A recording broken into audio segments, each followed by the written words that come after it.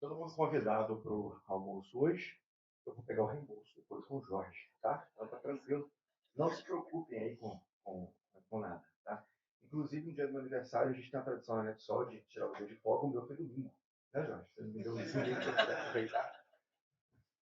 Meu nome é Alisson Araújo.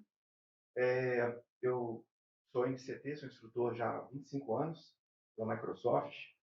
Fui agraciado aí pelo Papai do Céu com um prêmio chamado MVP.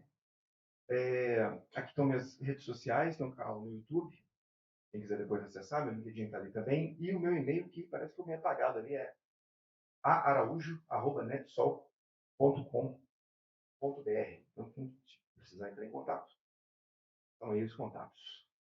Vamos começar agora com a problemática, certo? Qual que é a problemática que a gente tem?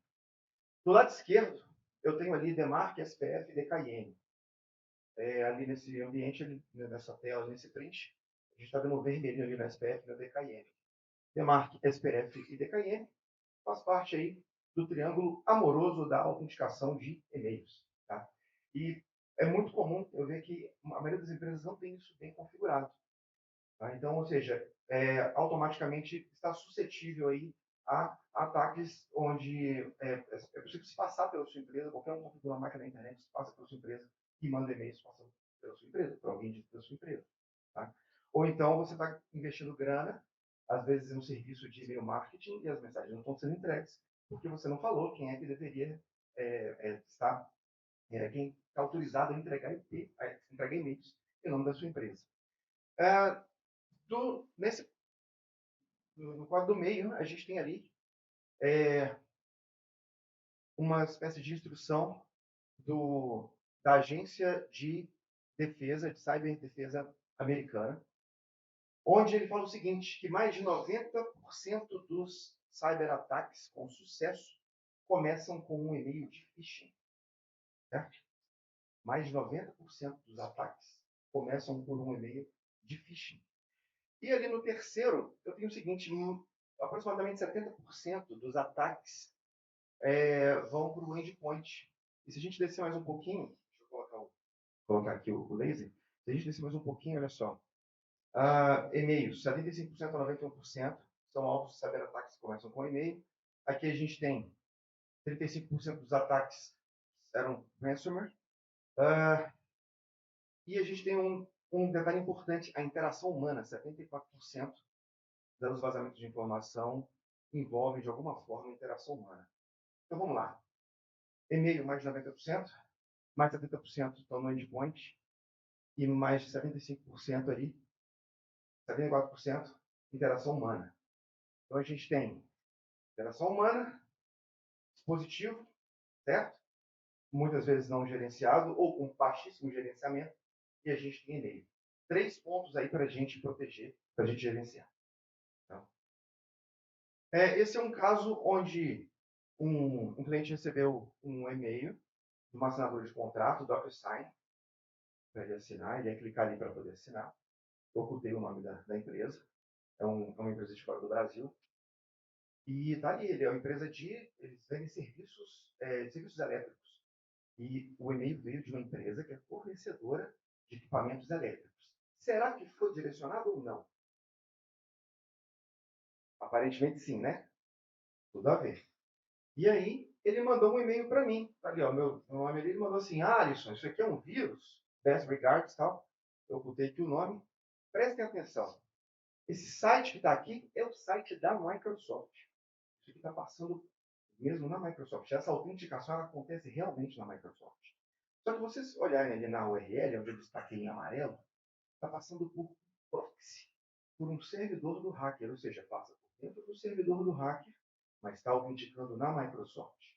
O que, que o hacker faz? Olha só, ele colocou ali o site, o servidor dele tinha SSL válido, tinha 5 dias mais aproximadamente que tinha sido criado aquele site, tá? O servidor do hacker, tudo certinho, SSL do Google, olha só, um negócio que foi criado dias atrás e ainda não passa por nem todas as ferramentas de detecção, tá? E, e aqui, Jorge, eu acho que veio a apresentação errada, essa aqui tem um vídeo.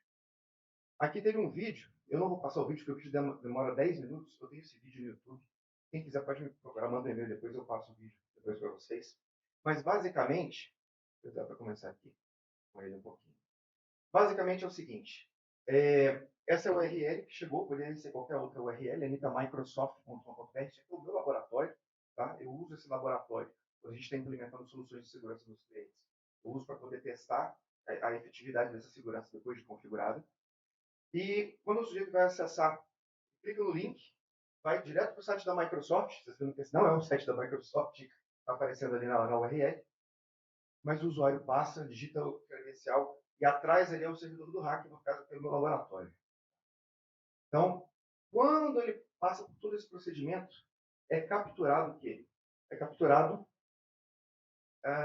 o token de sessão. O token de sessão, aqui é capturado o usuário e senha, mas o mais importante é o token de sessão. O token de sessão é um bloquinho de texto. Para quem nunca viu um token de sessão, é realmente um bloquinho de texto. Tá? E esse bloquinho de texto ele fica armazenado também no seu navegador. O token de sessão é o que faz com que você não tenha que ficar digitando usuário e senha toda hora.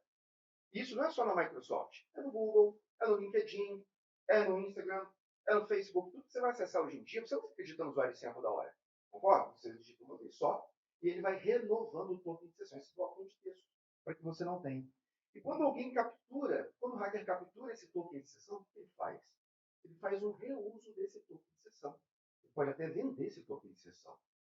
E aí ele consegue entrar na sua conta sem precisar digitar o usuário, sem precisar digitar a senha, sem precisar digitar o MFA.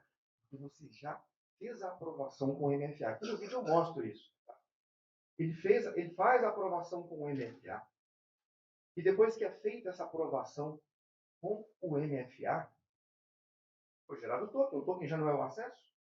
O token já é o acesso. Então passa pelo MFA, captura o token. Tá? Está passando por dentro do servidor do hacker para acessar a Microsoft. E aí ele pode usar isso múltiplas vezes. Ele vai poder utilizar esse token de sessão e acessar o que ele quiser. Só na Microsoft, mais uma vez? Não. Isso serve, esse tipo de ataque funciona para praticamente tudo hoje em dia que usa token de sessão. Tá?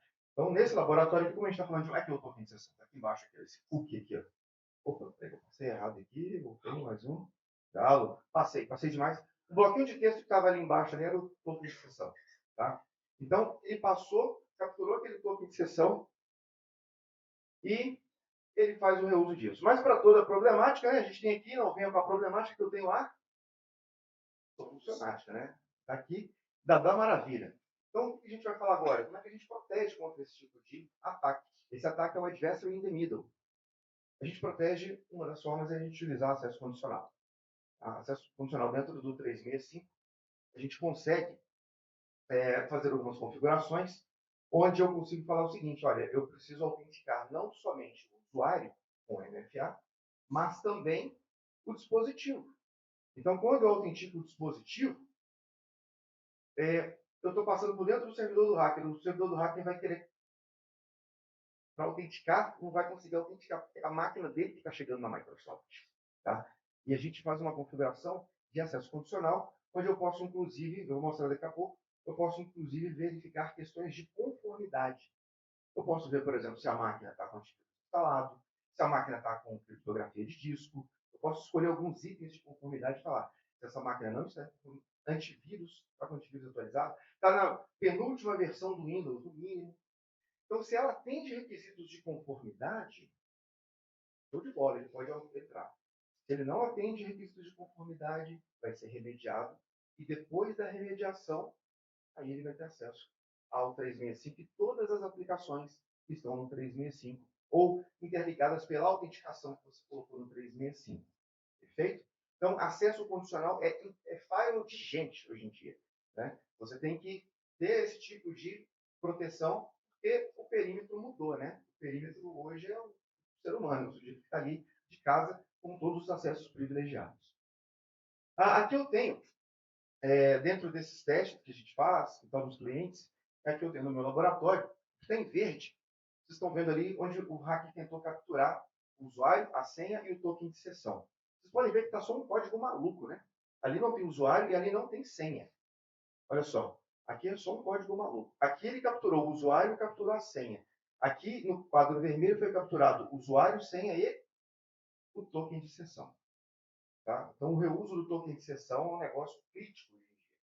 Porque aqui, nesse daqui onde ele capturou somente o usuário e senha, ele não capturou o token de sessão, ele vai precisar do quê? Ele ainda vai precisar do MFA. Ele ainda vai precisar para poder... Ele não conseguiu capturar o token de sessão. E como é que foi protegido? Esse que está em amarelo foi protegido com um acesso condicional falando que tem que aprovar a máquina. Agora, esse que está em verde, que não capturou o usuário nem senha, você sabe que tipo de proteção é essa? Essa proteção é a autenticação sem o uso de senha. É a Passwordless Authentication. Nesse caso aqui, eu usei o Windows Hello for Business. Sabe aquele Windows Hello que você usa para poder autenticar para entrar no Windows? É uma extensão dele. Por que ele não usa senha? Porque ele vai usar uma chave de criptografia que está protegida na máquina, ele vai fazer uma troca desse par de chaves lá com a Microsoft, e uma vez que isso daí foi autorizado, né, ele teve essa troca de par de chaves, perfeito, ok, pode passar. Porque, lembra, essa criptografia, isso está na máquina. Se eu quiser acessar de outra máquina, eu vou ter que fazer outra configuração do Windows Hello for Business na outra máquina. É assim que funciona o Windows Hello? Quem usa o Windows Hello na máquina para entrar? Como é que você usa o Windows Hello? Você usa o quê? O PIN, certo? Biometria do dedo ou biometria facial.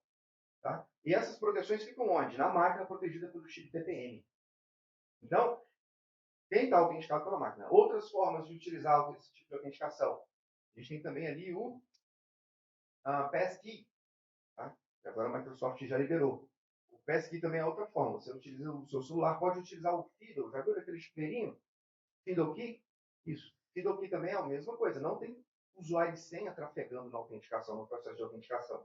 Tem sim um certificado que está no dispositivo.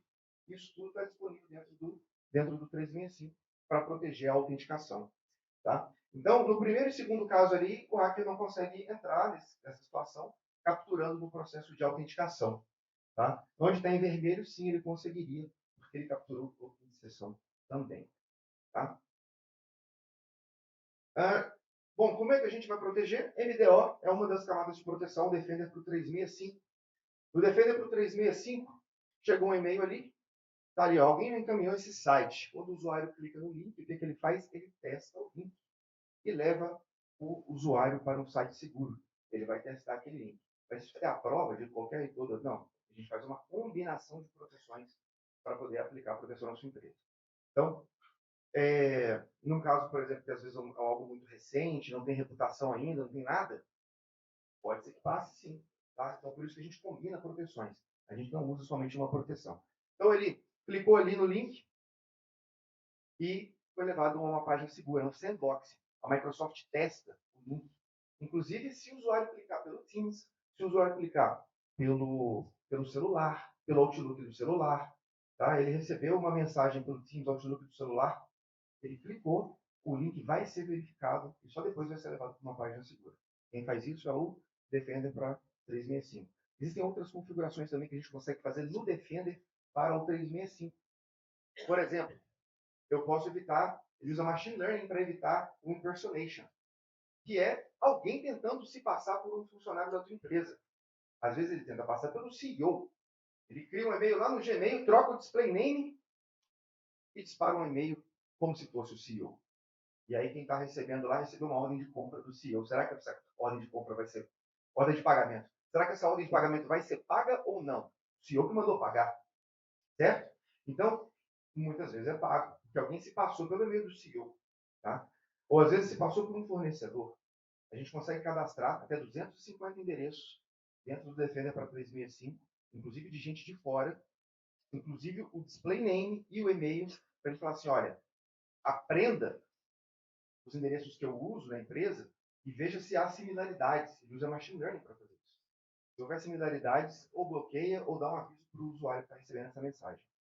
Tá? São técnicas que a gente tem de proteção aí com ele. Então aqui eu tenho usuários que eu quero proteger e tudo mais. A solução da Microsoft de proteção ela foi testada pelo SE Labs e ela foi vencedora. Tá? como proteção para esse serviço de e-mail security. Jorge, acho que eu colocaria errado, hein? Aqui a gente tem várias outras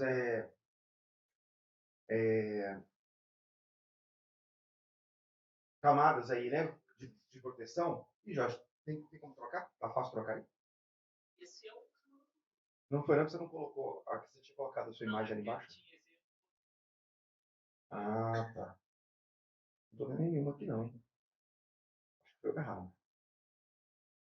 Eu faço trocar aí melhor.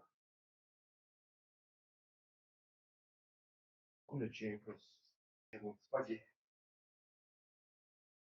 Aproveitar o tempo para fazer uma pergunta de leigo cheia de técnica. Trabalhando 20 anos na área MEI, mas estou na área PIM, trabalho agora com auditoria de TI. Eu faço uma compra na Decathlon e coloco o e-mail da minha empresa. Só TI me enche o saco, briga até amanhã e continua brigando, porque isso vai colocar em risco toda a estrutura até chegar ao ponto de ter um ataque, e como você mostrou hoje, talvez é um dos maiores backlog que existe. Tal. É muito fácil a TI falar que a culpa é do usuário. Porra, velho, quem trabalha com segurança é você. A empresa não pode depender de uma ação do usuário. Então, a sua apresentação, os produtos que você está demonstrando, tem mostrado um pouco disso. Eu tenho que me defender do meu usuário. Não tem conscientização no mundo para fazer todos os usuários da empresa, né, agirem da forma que eu quero. Quando você compra fora do padrão na Visa, no Mastercard, um pouquinho só fora do padrão, na hora você recebe a ligação, sua compra é bloqueada. Ele tem condição de fazer isso. Seja com mineração de dados, com IA. Vou comprar uma cafeteira, vou receber a promoção, vou comprar uma cafeteira. O site é russo, mas o cara vai lá preenchendo que acha que vai ganhar a cafeteira. Pô, a empresa tem 5 mil usuários, pelo menos umas 500 vão receber. No primeiro, tem que bloquear. Não, usuário, não é usuário, é a TI. Não sei com qual aplicativo, mas ela tem que bloquear. Voltou, Jorge? Vai, ele agora. Agora sim, Jorge. Obrigado, viu? Exato, é. Assim, mas ainda assim é importante, né, a educação e conscientização do usuário. Tá? A gente não pode deixar isso aí de lado. Mas eu concordo contigo que é uma combinação. É mais ou menos igual a aviação, né, segurança de aviação. Não tem um procedimento só, tem vários. Né, e a TI, sim, hoje tem condições de melhorar muito essa proteção. Tá? Obrigado, Jorge. Opa. Tá no Mac aí? Então trava para mim. Aê, ó. Foi não. Né? Pode passar aí, vai lá. Pode passar mais um. Defender for Business. Outra forma que existe de capturar o token de sessão é simplesmente rodando uma execução remota de código e ele vai capturar isso no browser. O token de sessão fica também armazenado no browser. Uma forma é no processo de autenticação, que eu mostrei ali. A outra forma é lendo o token que está na máquina do usuário. E como é que a gente faz para proteger? Hoje a gente pode utilizar soluções de endpoint. Mas o EDR simplesmente não resolve tudo? Não. O EDR mal configurado é igual a quase nada. Tá? Tem que ser bem configurado. E a gente utiliza recursos de configuração de Attack Surface Reduction, redução de superfície de ataque. Tá? Por exemplo, um exemplo de redução de superfície de ataque. Por que o RH lá da sua empresa consegue rodar PowerShell na máquina dele? Se eu for lá agora e clicar lá em PowerShell, vai abrir? Vai, né? Vai abrir. Tá? Se abrir o prompt de comando, vai abrir? E por que o pessoal do RH precisa abrir isso? Não precisa, certo? Então, uma das formas de a gente reduzir a superfície de ataque é essa. Na Netson, a gente trabalha hoje com aproximadamente 1.000 configurações que a gente consegue fazer para melhorar a postura de segurança da tua empresa, dos endpoints, e reduzir a superfície de ataque. E eu não tirei isso da minha cabeça, eu tirei isso do SysControls. Eu vou mostrar isso daqui a pouco. Tá? Então, por que eu coloquei aqui o Defender? Porque o Defender da Microsoft está junto ali com o CrowdStrike ali no topo ali do Gartner. A gente sabe que o CrowdStrike é uma solução muito boa. Aqui a gente tem ele, hoje, comprado à parte, ele custa $3, tá? E ele faz parte do Business Premium. Tá? Esse Gartner aqui, inclusive, é de 2024. Tá? Então, Microsoft Proteção para Endpoint está lá no topo, lá junto com a... Vou passar o próximo, por favor. Do lado direito, a gente tem uma comparação dos 3 produtos de defesa para proteção de endpoint. A gente tem ali Defender for Business na primeira coluna, Defender para Endpoint Plano 1 na segunda coluna e o Defender para Endpoint Plano 2 na terceira coluna. Vocês podem ver que o Defender for Business, que vem no Business Premium, ele tem quase tudo que o Plano 2 tem. Tá? Só que ele é até mais fácil para colocar ele funcionando do que o Defender for Business é até mais fácil para colocar ele funcionando do que o Plano 2. Ok? Inclusive a DR. Então, o Defender for Business já vem com a DR também. Pode passar, por favor. Isso. Aqui a gente tem proteção de Small Business, proteção para endpoint. Também a Microsoft ganhou em 2023 no SE Labs. Nem todo ano ela ganha, mas ela está sempre ali entre os melhores na proteção de endpoint. Se fosse 20 anos atrás, eu ia falar para vocês que isso era truco, né? Eu ia gritar, truco e tal. Microsoft, a proteção de endpoint, hoje é líder, tá? do mercado. Pode passar para o próximo slide, por favor. Evitest, esse aí todo mundo conhece. Também foi premiado em 2023. Pode passar, por favor, mais um. E aqui o preço do concorrente de peso, né? De preço. Que é, eu peguei esse preço na internet, mas é uma solução que a gente sabe que é muito boa, que é o Falcon Enterprise. Eu coloquei o Falcon Enterprise circulado ali porque ele tem solução EDR. Mas ele custa $15. Tá? Só ele custa $15, esse preço que eu peguei na internet. Tá? Peguei os que estão lá em cima, lá no topo, lá no quadrante do Gartner, né? Só para você ter uma ideia. Pode passar, por gentileza? De novo,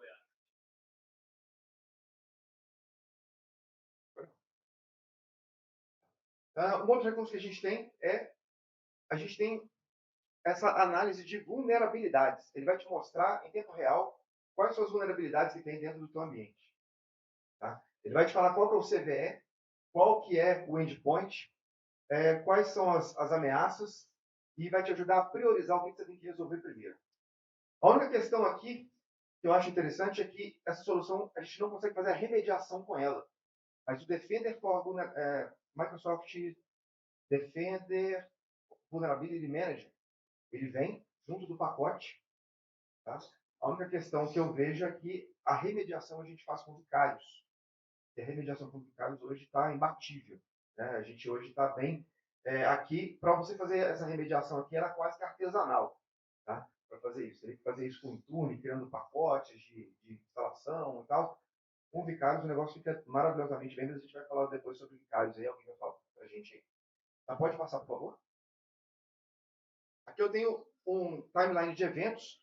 Em 30 dias, 180 novas vulnerabilidades. Isso é um trabalho que não acaba. Essa empresa aí tem aproximadamente 100 dispositivos.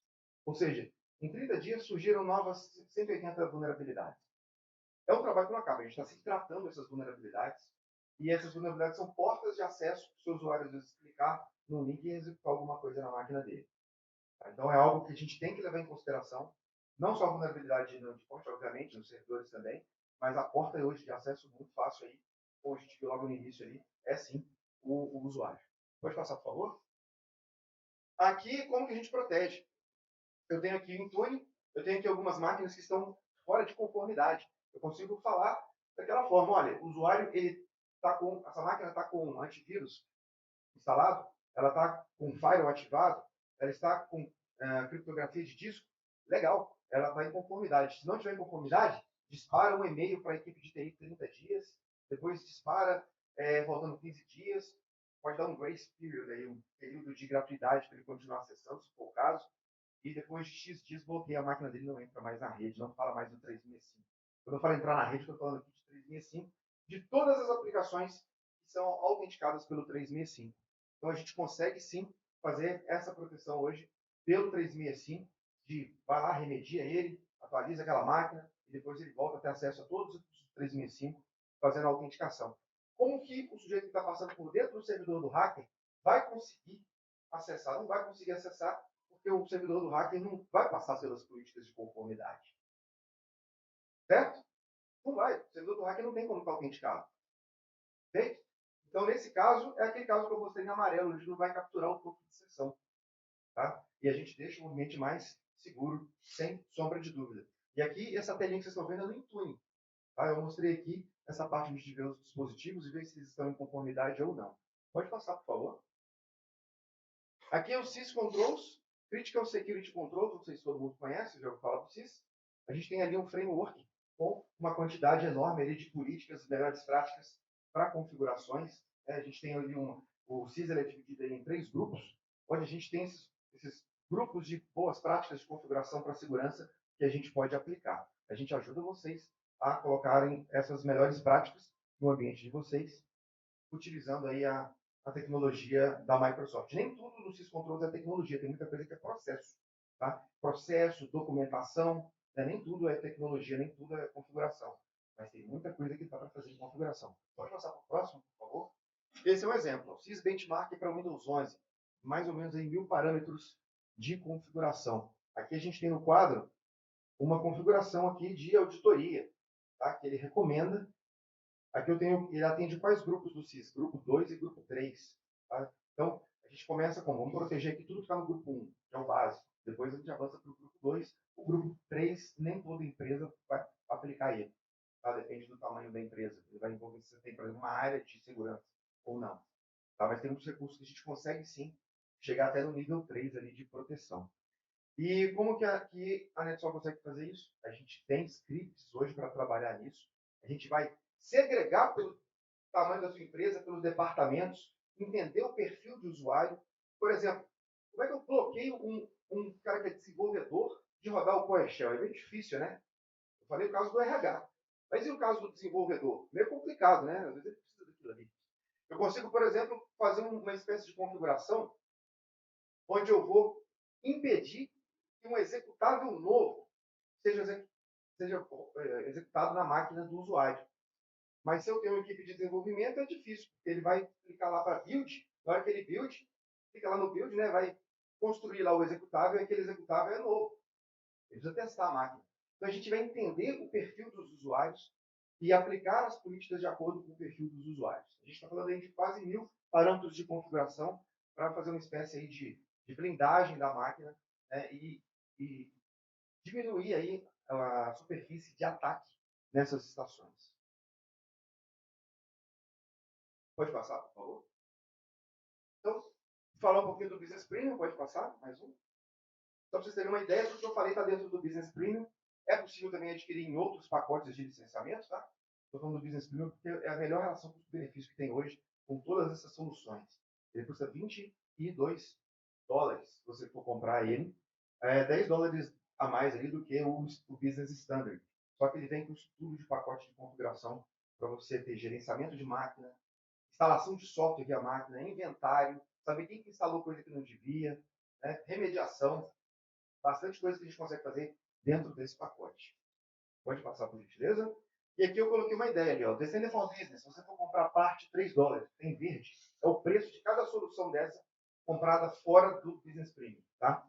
$3, Defender for Business. Defender para Office 365, 2.24. Intune, $8. Site, preço que eu peguei no site, tá, pessoal? Aí, depois o preço mesmo vem com a área comercial. Mas só para vocês terem uma referência. Pode passar mais um slide. O Intune, né? Coloquei ali $8. O Intune faz muita coisa, a gente consegue fazer muita configuração no Intune. Active Directory ali, o Entra Premium, né? Plano 1, que é onde eu tenho ali o acesso condicional, custa $6.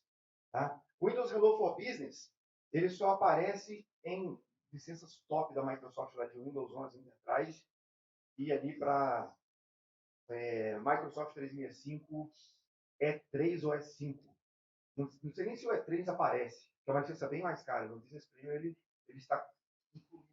Tá? Você pode usar ele como uma espécie de proteção para autenticação sem o uso de senhas. O Azure Information Protection, se você for comprar a parte, $2, consegue fazer o quê? Classificação de informação. A gente está usando isso lá na NetSol. Todo documento que a gente vai salvar na NetSol, a gente tem que classificar a informação, tem que falar o que é. Se é confidencial, se tem dados pessoais. A gente tem que informar. Tem um botão para a gente falar, eu não consigo salvar o arquivo se eu não classificar o documento lá na NetSol. Tá? Existem proteções mais avançadas? Sim, existem proteções que fazem isso automaticamente. Ele vai fazer um discovery nos seus arquivos e vai automaticamente aplicar a classificação. Só que custa mais, certo? Então, aqui, a gente, da própria Microsoft, mas esse aqui hoje é o que a gente está usando na NetSol, a gente vai evoluir depois para o outro, a gente tem licença para o outro, mas a gente vem também numa evolução, né? A gente colocou isso lá hoje funciona, todo mundo tem que salvar, quando vai salvar tem que especificar lá a classificação da informação. Isso também está dentro do Business Premium. Se eu pegar a parte, esse labeling, né, esse rótulo, custa $2. A Litigation Hold, $3. Eu quero preservar os meus e-mails ao ponto de, se alguém apagou algum e-mail, eu consigo recuperar. A gente consegue aplicar Litigation Hold. E outra coisa interessante, o Business Premium, não sei se todo mundo sabe, ele tem 1.5 terabytes de archive. Então, o seu e-mail, por exemplo, que você paga aí, tem 50 GB na caixa principal e tem 50 GB no archive, no Business Basic e no Business Standard. O Business Premium tem 50 GB na caixa principal e 1.5 terabytes de archive. Tudo isso vem dentro do pacote mais o Office. Só esses recursos que eu falei para vocês aqui, somando, daí uns $25, tá? $24. Só esses recursos. O Business Premium custa $22. E eu não falei tudo porque o tempo não me permite. Já passei 31 minutos até agora. Tá? Tem muito mais coisa para falar do que dá para fazer com esse licenciamento, com a parte de segurança da Microsoft. Eu acredito que esse seja o último slide. Pode passar mais um, ver se tem mais um. É isso. Muito obrigado. Se alguém tiver alguma dúvida, estou aberto aí. As perguntas. Aquelas perguntas. Eu especifiquei.